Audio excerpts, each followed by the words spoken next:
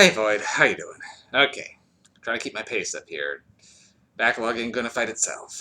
Baby Rizzo, talking to the Void because, well, I used to say no one else listening, but some people are, and hi guys. Okay, The Orphanage, or Il Orfanato. It's a Spanish film that is, despite Del Toro's name being all over the cover and his fingerprints kind of all over the subject matter, this one is actually just produced by him. He's, I think, yeah, he's executive producing and, but didn't actually write or direct on this one. But a lot of people seem to, with that just because his name is so front and center, he's always so hard associated with it. I can see why, but gotta give credit to where credit's due. J.A. Bayona is the actual director. And this is a tragic little tale about a girl who was raised in an orphanage. Now she's come back as a grown woman, that the orphanage itself is gone, but the building remains, and she's moving in with her husband and son. And they're trying to turn it into essentially a care center for special needs children.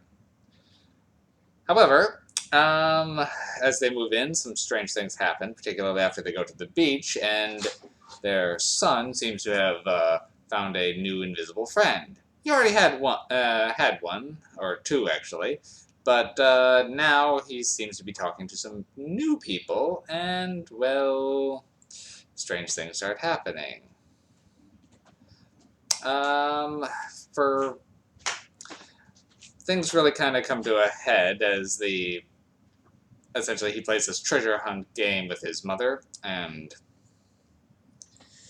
essentially this kind of leads him to learning that not only is he adopted, but kind of that he also has cancer and will be dying soon. Well, this creates a bit of tension, and then which kind of continues to come to a head when there's essentially a party where they're trying to introduce a bunch of themselves to the community and maybe meet some of the people who are applying to come have their kids stay here. Well, she talks to her son, and he is refusing to come down and wants to show her where Thomas, one of her new imaginary friends, little house is. Well, she refuses, says come down, and they kind of get into a fight. Well, when she goes to check on him later, she can't find him, but is accosted by a strange boy wearing a mask. A boy that no one else seems to have seen. A weird burlap mask. Well, after that, she gets essentially locked in a bathroom, and then after that, can't find her son. She's looking everywhere, but he's not there, and where he was is is just a doll. Now, the treasure hunt game that was shown earlier, essentially the ghost children, take something that is precious to you and will leave you clues to find it. When you find it, you'll get a wish. Well, she doesn't really take this as a clue and doesn't know what to do with it. She's not seen this doll. And, well, her son's gone. And then we keep cutting to a month later, weeks later, months later, and months go on as the situation grows more desperate because he needs his medicine, but they can't find him. Well, eventually her husband has pretty much given up hope and leaves, and she just wants at least 1 or 2 more days to wait alone in the house to see what she can do, and with that she calls out to the ghosts. And she's been seeing strange things, and has been trying to uncover the secrets of what happened to the children that lived in this house. Her old friends, after she left and was adopted, because they maybe never left.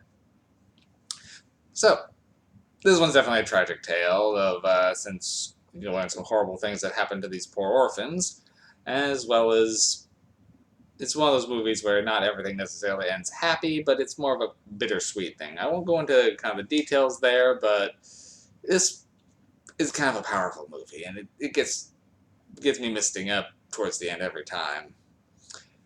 Overall, it's not a very graphic film, except for one particularly gruesome car accident, where they keep. I was watching this one with my partner, who doesn't really handle gore, and I thought would be fine with this one, but they did linger a little bit on a smashed face at the car accident more than I was expecting and remembering. So I remember that one a little bit because it stuck out, but I didn't remember it was as much as. So if you're not into gore, look away during that scene. But otherwise, movie itself very well put together. The again, acting is what really holds us together, particularly the grief that this family is going through with their missing son. And I like that it's one of those things where not everything is as it appears. You assume a lot of things about what the ghosts are up to, but are kind of actually maybe a little bit off. There's a lot of twists and turns. A lot of things are more mundane than they are led to believe, and the mystery elements work very well. This one I'm going to give 8 MacGuffins to. I really did enjoy The Orphanage. It's not one I watch often, but just because it is, you have to be in the right mood to watch The Orphanage, but if that mood hits, this movie hits hard. Alright, that's about all I got on this one. I don't see nearly enough Spanish horror films. There's a few out there. Del Toro's kind of got the capita on them. I'm trying to remember for one I gave a great review to before, Terrified or Aterrados. I can't remember if that was Mexican or Spanish, but that one is standoutish for at least the language. But yeah, The Orphanage, highly recommend.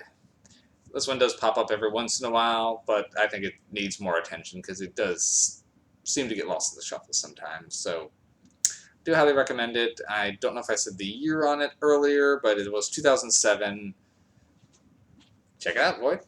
And as before, since I actually am getting a little bit of an audience, I'll keep repeating this. If anyone does have any requests or recommendations, leave me a comment. I'll see about getting to them. Talk to you later, boy.